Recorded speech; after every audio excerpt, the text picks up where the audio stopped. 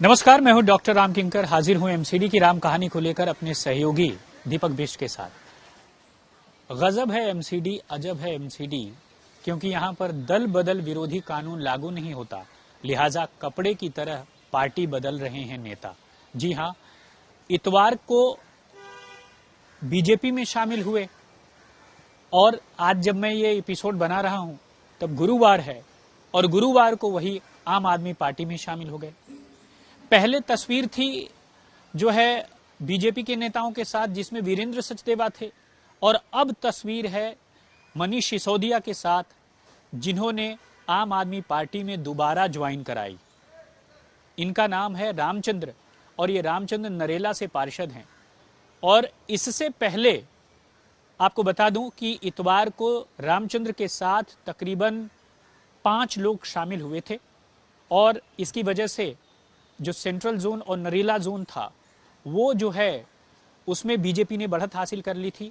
12 जोनों से 7 जोनों में ये बढ़त हो गई थी, लेकिन अब एक पार्षद के टूट जाने से जो स्थिति है वो थोड़ी कमजोर हुई है। और दूसरी सबसे खास बात कि बाकी 4 पर आम आदमी पार्टी के शीर्ष नेता लगातार कोशिश में हैं कि जो गए हैं उनको मान मनौवल करके वापस लाया जाए। तो अगर वो सफल होते हैं तो जाहिर सी बात है बीजेपी ने जो बढ़त हासिल की थी उसमें वह पीछे चली जाएगी। और साफ है कि अब शहमात का खेल शुरू हो गया है। मुकाबला बहुत दिलचस्प होगा क्योंकि स्टैंडिंग कमेटी का चुनाव जो होना है। लेकिन जरा रुकिए, इससे पहले जो अभी जब मैं ये रिकॉर्डिंग कर रहा हूं तब साफ तौर पर जो हमारे सूत्र हैं वो कह रहे हैं कि स्टैंडिंग कमेटी और साथ ही साथ वार्ड कमेटी का इलेक्शन 4 सितंबर को है, ये तो सबको पता है।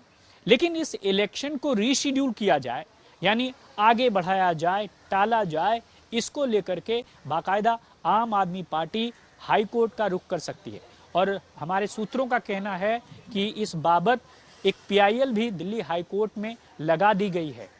लेकिन उसका जो मजमून है वो आपको बताता हूं। उसमें साफ तौर पर लिखा हुआ है कि दरअसल 28 तारीख को जब नोटिस आता है कि 4 सितंबर को वार्ड कमेटी और स्टैंडिंग कमेटी के एक मेंबर का इलेक्शन होगा, तो इसका जो नामांकन की आखिरी डेट है उसे 30 अगस्त की गई।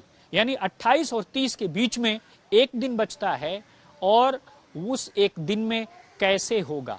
तो 20 से ज्यादा पार्षदों ने इस बाबत चिट्ठी लिख दी है कमिश्नर को, और जो मजमून मेरे पास है उसके हिसाब से उसमें साफ तौर पर लिखा है कि कई पार्षद ऐसे हैं जिनकी तबीयत खराब है, लिहाजा वह पार्टिसिपेट नहीं कर सकते।